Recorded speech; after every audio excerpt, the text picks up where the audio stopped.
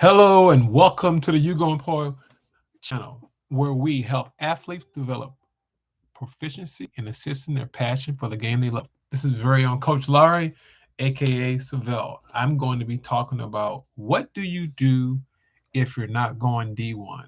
Because everybody wants to achieve the best. Everybody wants to go to the top, the highest level of competition. But the question is, are you ready for that competition? Not just academically, what about socially? What about mentally, spiritually, and academically?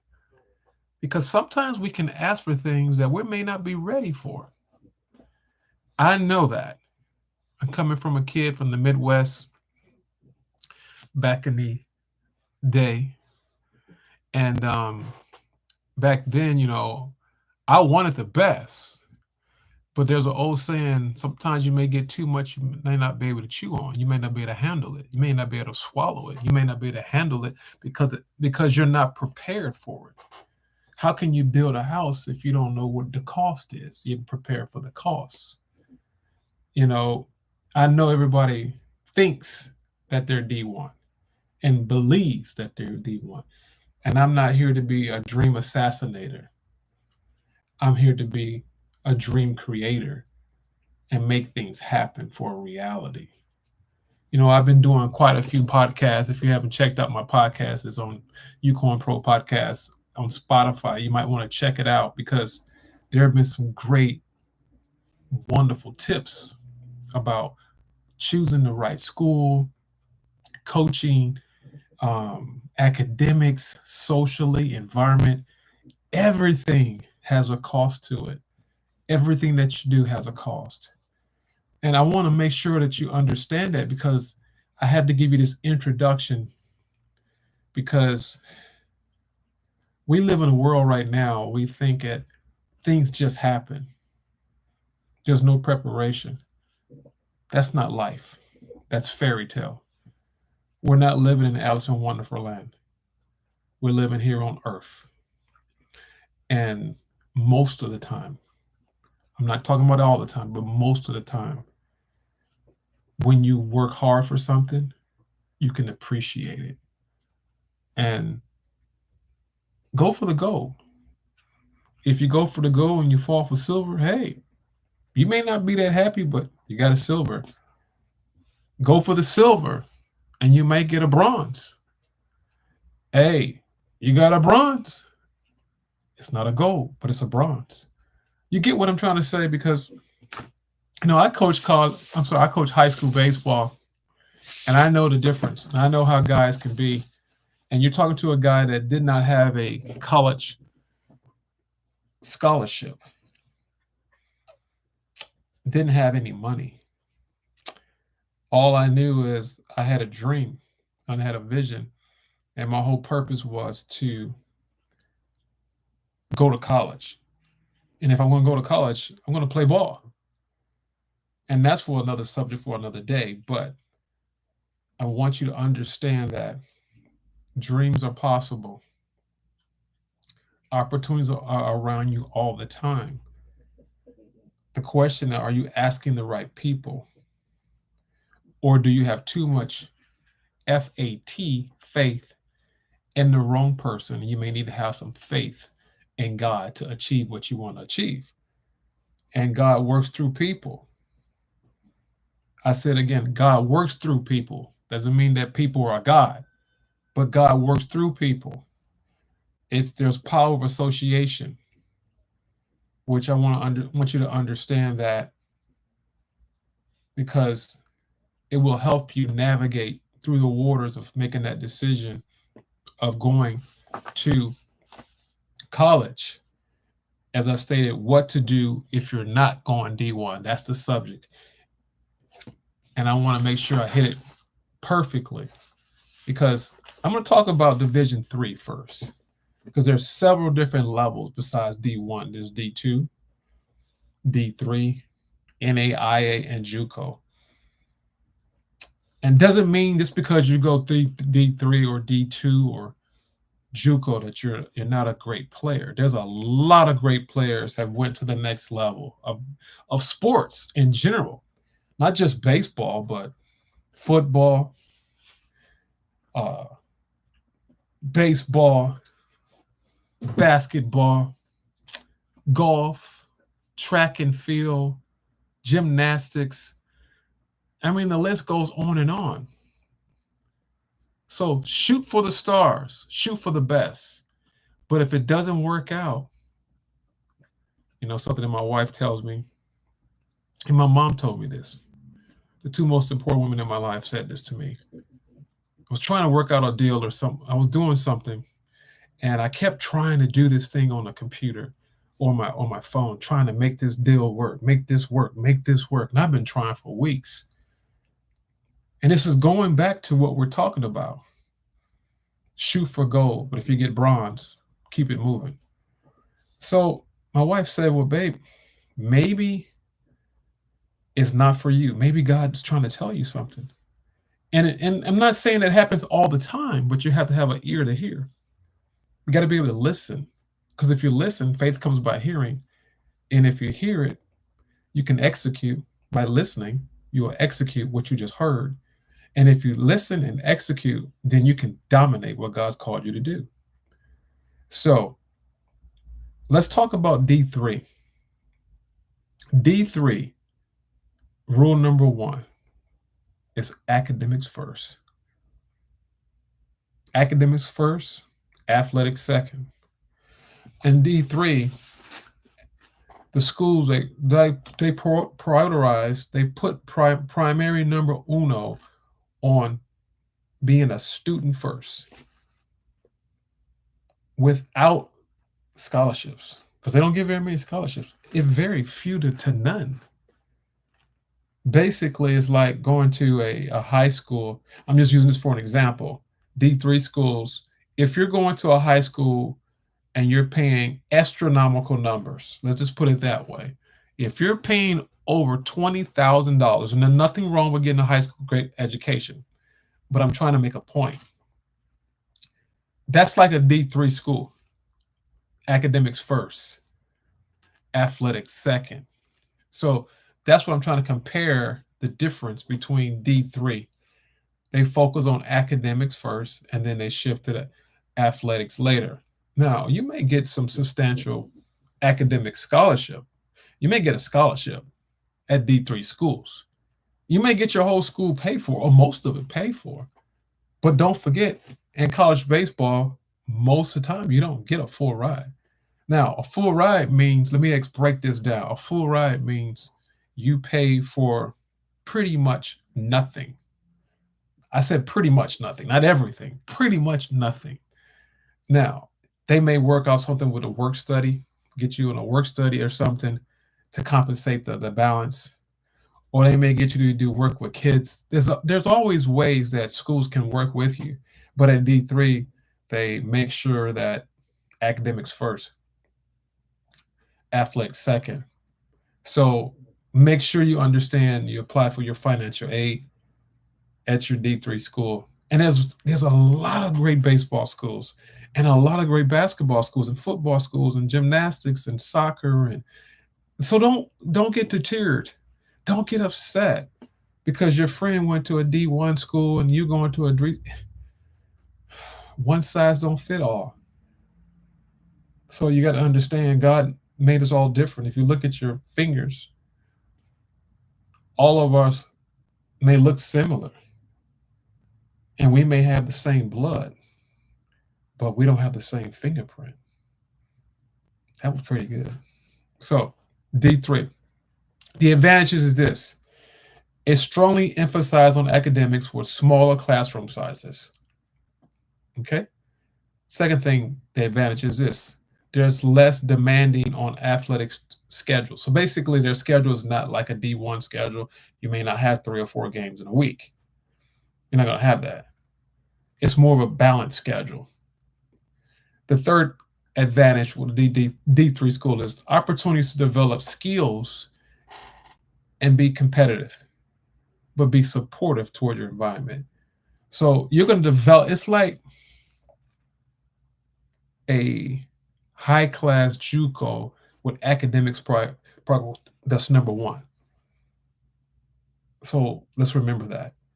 Opportunity to develop skills like a JUCO, but you're in a D3 school, but you have great academics.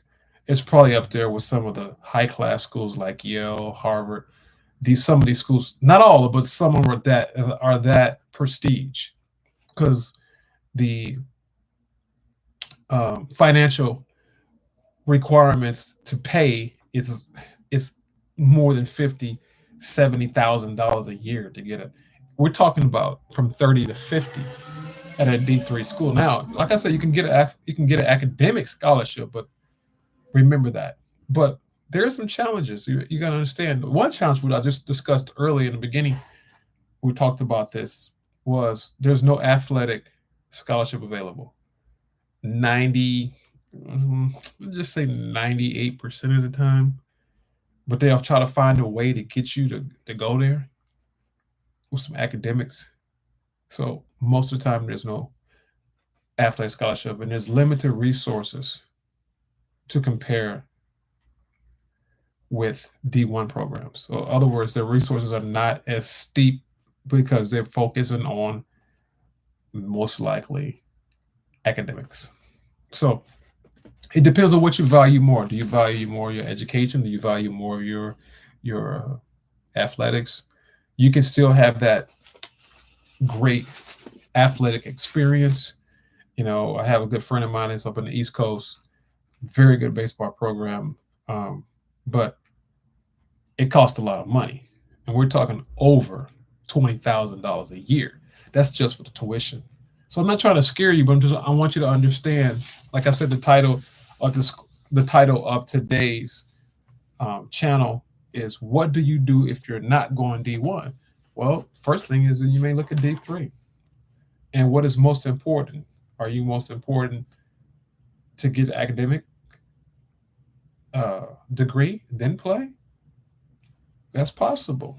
Who knows? You might be the first of that school to go pro, or you may be at a school. And when we talk about pro, we're talking maybe not major league. We may or minor league. You might go overseas and play, or you can go overseas and play basketball. You can go overseas to do a whole lot of things. I mean, still pro, but you got a great scholarship. I'm sorry, a great academic degree that you can take anywhere at any given time. So value your academics and prepare for the outside world. Basically, at a D3 school, they prepare you for life after you get done graduating. That's the purpose of going to a D3 school. So now we'll talk about another criteria of schools that you can go to. It's not D1, it's not D2. We just talked about D3, and it is dun, dun, dun, dun, NAIA. Now, I'm talking about NAIA because I was one that went to NAIA school. Like I said, I'm not trying to say D1's better, D2. D1 is the pinnacle. We know that.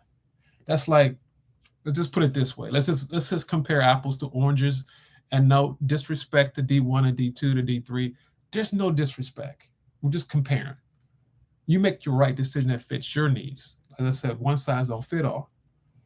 And as I said before, we look similar no matter where our nationality is, color, or creed. And we may have the same blood, which is red, no matter what we look like. But there's one thing that God distinguishes us different. It's our fingerprint. So we're different. There's no one size fits all. So NAI, and this is what the difference is. It's flexibility, and you have a competitive option. So basically, let's just break it down. NAI programs is a quality blend with competitive athletics and competitive academic with flexibility. Okay, let's break it down. You have the ability to get a athletic and an academic scholarship. But remember, it's a little bit lower tier of competition than D1 or D2. Now, it depends on what you want. What's your ultimate goal? And you can still get a degree. Now there's some jobs you can get no matter where you go. Being an athlete, you can still get a job with a degree. It depends on what type of degree it is, and that's for another episode, another channel, another day. But the point is, a degree is a degree, but it's not a degree, depending on where you go to school and also how you sell yourself.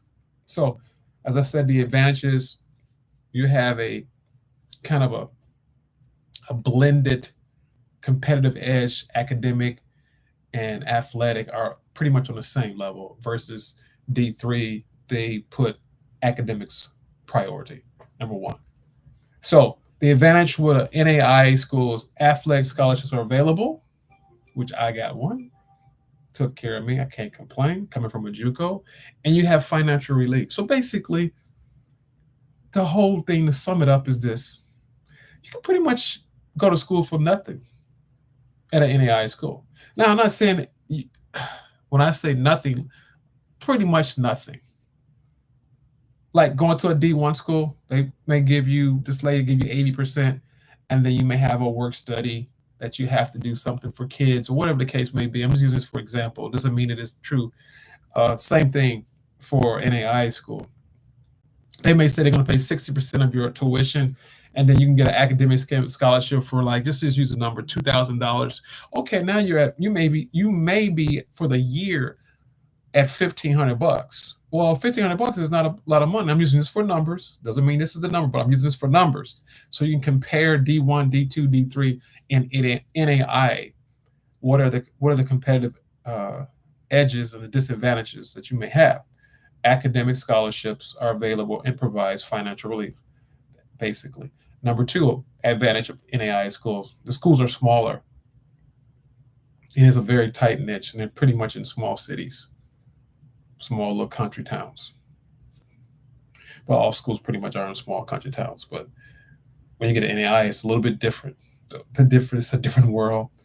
It's a competitive environment. They're very competitive, just like D1 or D2.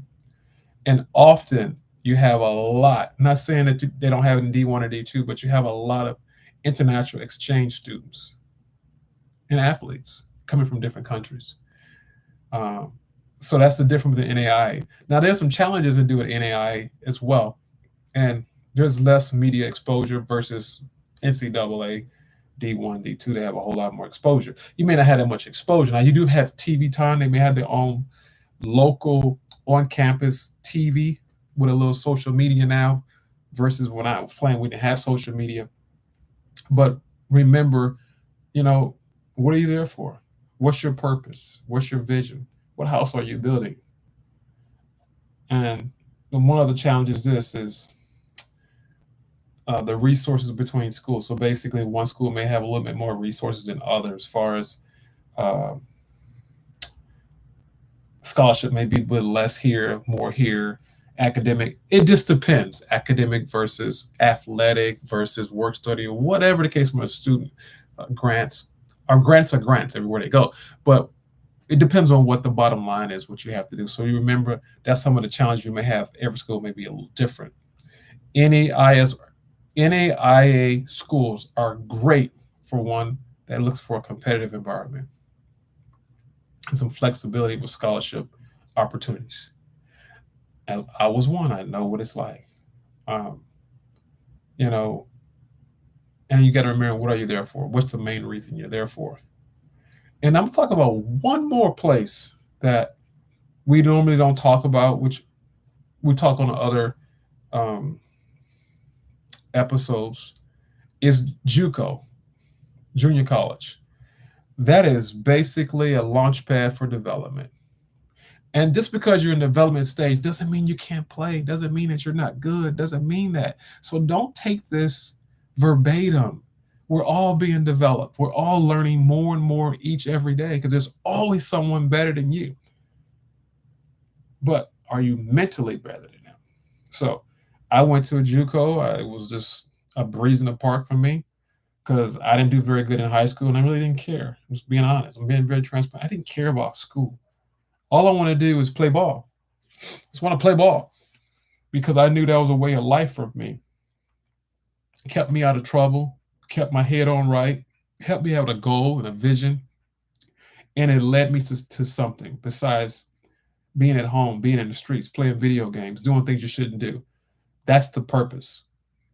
So when you go to JUCO, look at it as an opportunity, an advantage to sharpen your toolbox. I like that. Junior colleges are often overlooked.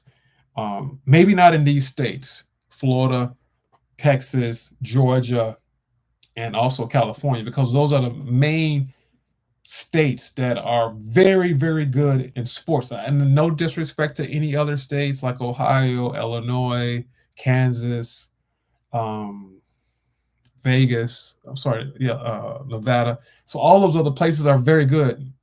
But I'm making a point. The point is, don't take JUCO as a joke because they're all on a mission. They're all trying to get to the next level, whatever level that may be, D1, D2, D3, NAI, whatever the case may be. So, like I said, one size does not fit all.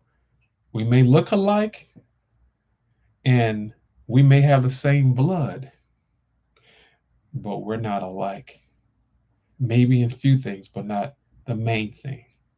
So that goes back when you make a decision, deciding that, hey, the question is, what do you do if you're not going D1? That's the name of today's um, episode today. So remember, you can transfer. And now the transfer rules are totally different. Check this out. It's totally different. When I was playing, and they just changed this last year because of a guy that plays at a prestige university, begins with a V. He had he's suing the NCAA because he wants his eligibility. So it was overturned. So as of today, in 2025, market just for today. Now it may change tomorrow, but as of today in February, if you go to JUCO, you don't lose your eligibility. I'll repeat that again. If you go to JUCO, junior college, you do not lose your eligibility. Now that's what NCAA, that's what they say. Now they can change at any given time, but basically, it's going to be hard for high schoolers because now you're going to have these guys that went to JUCO because they're 18 and 19 or 19 and 20, and they're starting back over their cycles. Their eligibility starts over, so they can be in school to their 25, 24, 25, 26, playing baseball or basketball or whatever the case may be. So you see guys with 6 years in college. You know, I remember a couple of years ago, we had a guy that but he had a injury. He went to the University of Central Florida, quarterback, great guy, broke records from Hawaii, and then he got hurt, transferred to Florida State, sat out a year, whatever the case may be, because he got hurt, got in an accident. It was pretty bad, life changing. Great player, awesome player from Hawaii, and he got his eligibility back. But now that rule stands now. So when you look at opportunities as a JUCO player or junior college player, one of the things that I've learned that besides you won't lose your eligibility anymore, but the classes, you make it so much easier for when you go to 4-year. No matter what school you go to, D1, D2, D3, or NAI. So remember, at a JUCO, you save a lot of money. There's an advantage. The tuition cost is cheaper. The opportunities for you to develop are off the chart. I mean, it's so many opportunities at a JUCO.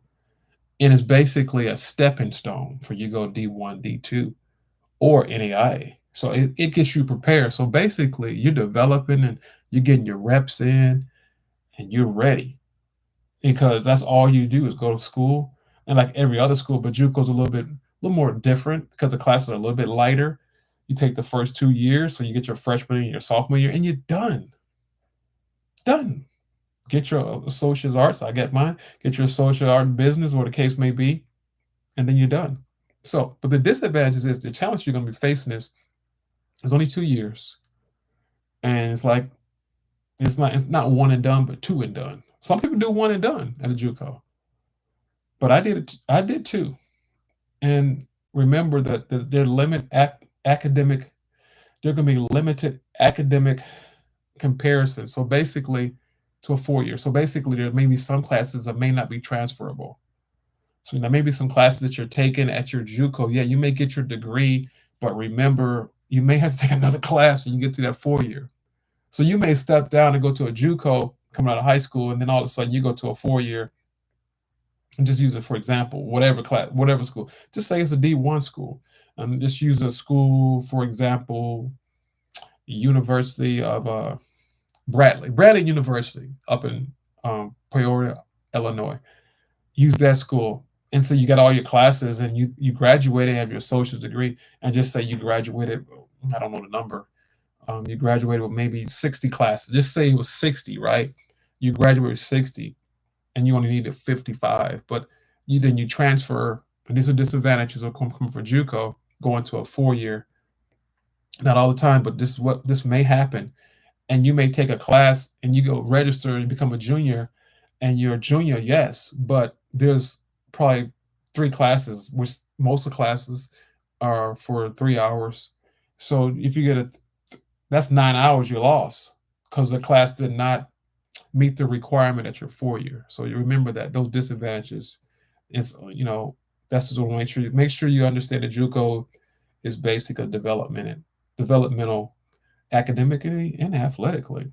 So you have to make that decision. Is it going to be D3, NAI, JUCO, whatever one? Whatever, it's your decision. It's all your decision. So remember, what do you do if you're not going D1? And I'm going to leave some closing remarks. I want to make sure you take this and use this. Remember, number one, we know you're going there to play ball. For most guys and girls, they're doing it. We know, I know. But let's remember, you got to have your grades first. Grades have to be first. Come on. Don't go to JUCO or go somewhere. You can't keep your grades up. You're wasting time. There's no time to be playing games. Get with the program. Get what you come there for. You can play later. Get there and get your job done, especially if it's a scholarship, especially if you're an academic scholarship. It's just wasted time because you don't get it back. Most times you don't get second chances. And if you do, it's heaven sent. So make an academic goal. Figure out what degree you want, what career path you want to go through, or what are you pursuing. Next thing is this, athletic development. Remember, athletic development. You can grow and gain meaningful time and reps if you're going to, you can go to D3 and go D3 or NAI. You can transfer then to a 4 year. You can transfer from a D3, a JUCO, or NAI to a D1 or a D2 if you want. If you're that bad, you're a bad boy, a bad girl. If you can play, go on, brother. Go on, sister, with your bad stuff. You can do it. Make it happen. Go ahead.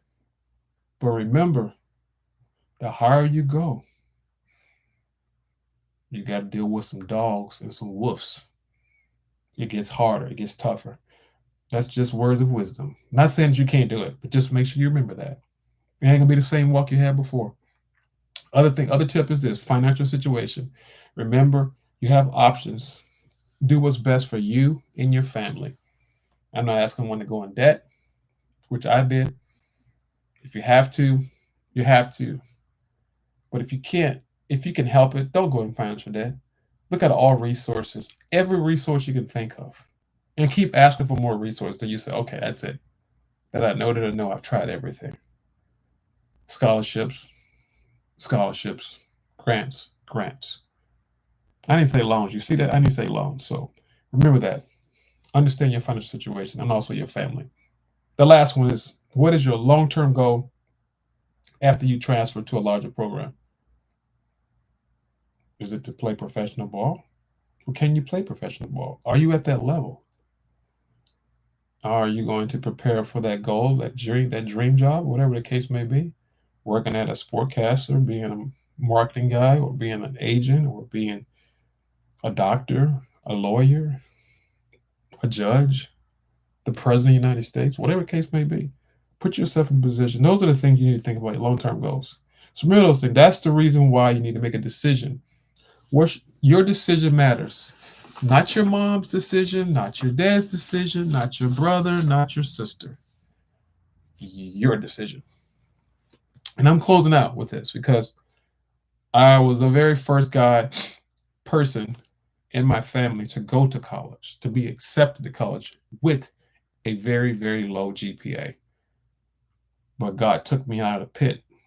I had to grow up and grow up quick, or I wasn't going to make it. It was no more, couldn't go home. I was thousands and thousands of miles away from Chicago in a little city in Coffeyville Community College, Sejuco in Kansas, right on the border of Oklahoma. I'll never forget that day, getting on that plane and then getting on a bus. I'm like, wow. Remember, I'm 18 years old. I ain't never been away from home. But it made me to a man. I knew when I got there, when they accepted me and told me, we're going to accept you, Savell Laurie, but there's a requirement. You will be on academic probation. And I'm sharing this story so you guys can learn from me. And yeah, I made some mistakes. We're all going to make mistakes. But the good thing about me, I learned from my mistake. I maximize that opportunity. So that's the question. What do you do if you're not going D1? The fight is not over with yet. If you can get up, get up. If you can breathe, you can get up. God give you another day, another opportunity. Make the best of every opportunity. Some people didn't make it today, but if you're here, you can make it. This is your very own Coach Laurie. This is the YouGoin'Pro YouTube channel where we specialize in developing proficiency in assisting their passion for the game they love, whatever your passion may be. I hope you enjoyed this podcast. I'm sorry, this channel today, because we talked about what do you do if you are not going D1. This is the channel you want to listen to. I strongly encourage you. This is also sponsored by YGP Apparel, where they make apparel that's fit for the best on and off the field. If you like this, I ask you, I encourage you, I challenge you.